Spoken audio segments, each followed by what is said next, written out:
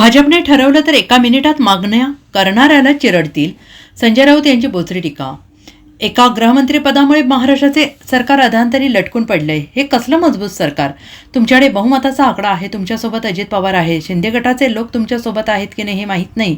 भविष्यात ते काय करतील त्यांचा नेम नाही. राजभवनात तुम्ही सत्ता स्थापनेचा दावा करायला तयार नाही आहात. राज्यपालांकडून अजून तुम्ही सत्ता स्थापनेचं निमंत्रण घेतलेलं नाही आणि तुम्ही आधीच मांडव घातला. राजभवन तुम्ही चालवत आहात का? असं असताना हे एका गृहमंत्री पदावरून थांबलेलं नाही.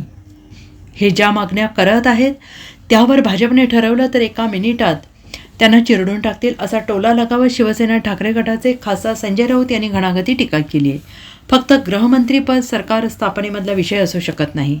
फडणवीसांच्या जागी वेगळं कोणी आणलं जाते का? त्यासाठी सरकार स्थापन करायचं थांबलेलं आहे का?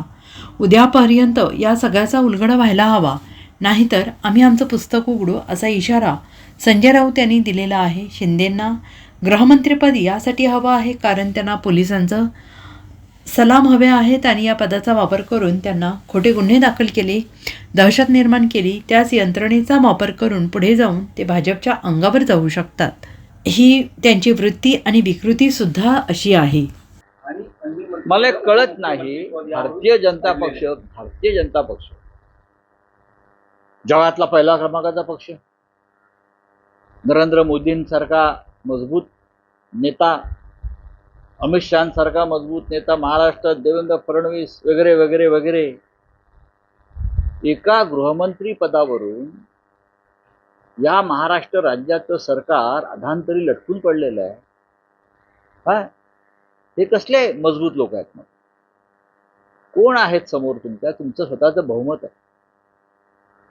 तुमच्याकडे बहुमताचा आकडा स्वतःच आहे. तुमच्याबरोबर अजित पवार आहेत 40 लोक घेऊन.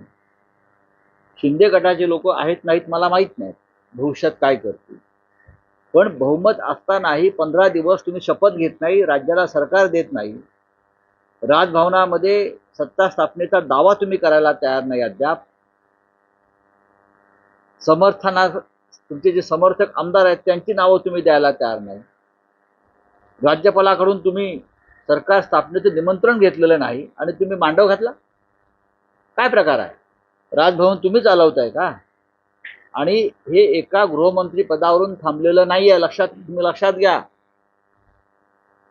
भारतीय जनता पक्षाने मनात आणलं तर हे समोरचे जे काय मागण्या करतायत ना, एका मिनिटात चिरडून टाकते. काय डरपोक लोक आहेत सगळे. ईडी सीबीआयला घाबरून पळून गेलेले लोक आहेत. आणि जे निवडून आलेले आहेत ते का स्वबळावर निवडून आलेले नाही आहेत. ते कसे निवडून आले, कोणत्या माध्यमातून निवडून आले हे भाजपला माहिती आहे आणि त्यांनाही माहिती आहे. त्यांना जनमताचा पाठिंबा अजिबात नाही आहे. लक्षात घ्या. परत मी तुम्हाला सांगतोय. पण एका गृहमंत्री पदावरून हे सरकार लटकलेलं नाही. यामागे काही वेगळी कारण आहेत का?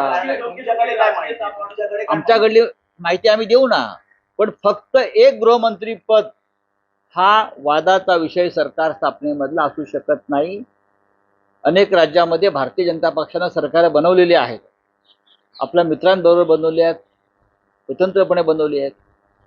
प्रस्थापित मुख्यमंत्र्यांना डावलून नवीन लोक आणलेले आहेत. त्याच्यामुळे शिंदे कोण हा प्रश्न लोकांपुढे पडलेला आहे ना. की वेगळा काही आहे का? की फडणवीसांच्या जागी वेगळं कोणी आणलं जाते का? त्यासाठी थांबलंय का?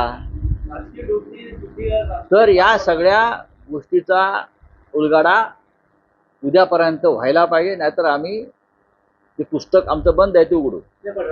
Bureau report, SBN Marathi, Mumbai.